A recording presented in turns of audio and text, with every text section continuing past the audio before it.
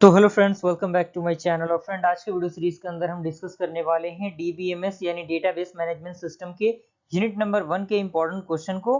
Top 10 question मिलेंगे unit number 1 के अंदर, जिनका प्रिपेयर करना आपके लिए बेहद जरूरी है अगर आप इस बार एग्जामिनेशन देने वाले हैं।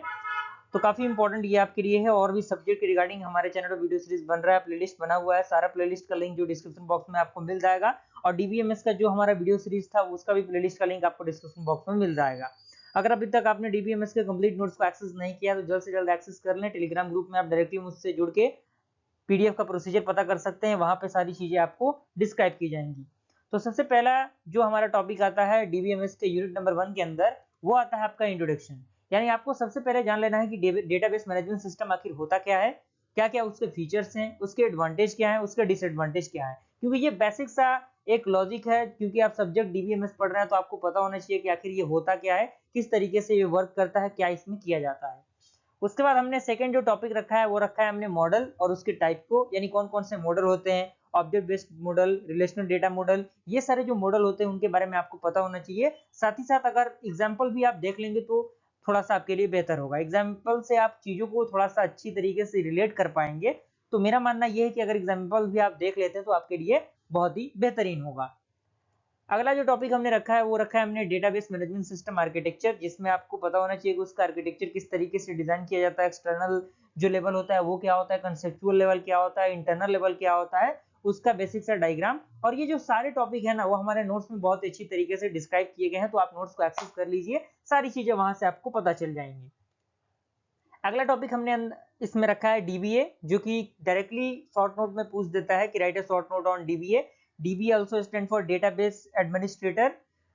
इसके बारे में आपको अच्छी तरीके से नॉलेज होना चाहिए, और थोड़ा बहुत भी नॉलेज आप रख लेते हैं तो थोड़ा सा आपके लिए बेहतर हो जाएगा, ताकि आप शॉर्ट नोट भी अच्छी तरीके से लिख पाएं।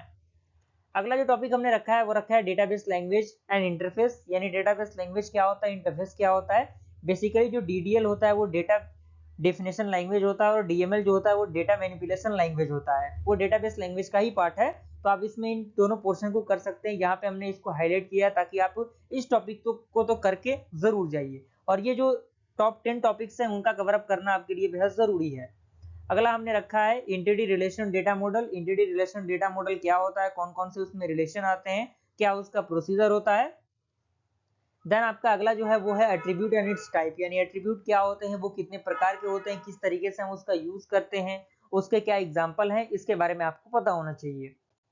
अगला जो हमारा टॉपिक है वो है आपका ईआर डायग्राम। ईआर डायग्राम जिसे हम लोग इंटीग्रेटेड रिलेशन डायग्राम कहते हैं। जैसे किसी बैंकिंग मैनेजमेंट का आपको डायग्राम बनाने को कह देगा, या फिर किसी हॉस्पिटल के रिगार्डिंग आपको डायग्राम बनाने को कह देगा, तो आपको अच्छी तरीके से डायग्राम का प्रैक्टिस कर लेना है। यहाँ पे मैंने कोर्स में प्रैक्टिस लिखा है, ताकि आप इस पोर्शन को तो करके जाइएगा ही, ताकि जब तक आप प्रैक्टिस नहीं करेंगे चीजों को आप रिलेट नहीं कर पाएंगे।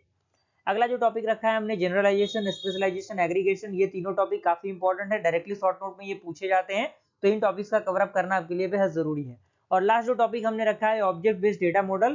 तो इस टॉपिक को आप कर सकते हैं, नहीं भी करेंगे तो कोई दिक्कत नहीं, लेकिन हो जाएगा तो थोड़ा सा आपके लिए बेहतर होगा। तो यहाँ तक ये पूरा प्रोसेस आपको समझ में आ गया होगा। साथ ही साथ अगर आपने अभी तक नोट्स को एक्सेस नहीं किया तो नोट्स को एक्सेस कर लीजिएगा। ये सारे टॉपिक के सोल्यूशन आपको उस नोट्स में अच्छी तरीके से मिल जाएंगे। नोट्स को एक्सेस करने का प्रोसीजर वही है, डायरेक्टली टेलीग्राम ग्रुप में आप जुड़ जाइए। जुड़ने के बाद डायरेक्टली आप मुझसे कांटेक्ट करके नोट्स वगैरह एक्सेस कर सकते हैं। अगर वीडियो पसंद है लाइक जरूर कीजिएगा। जल्दी मिलता है ऐसे इंटरेस्टिंग वीडियो के साथ, तब तक के लिए थैंक यू।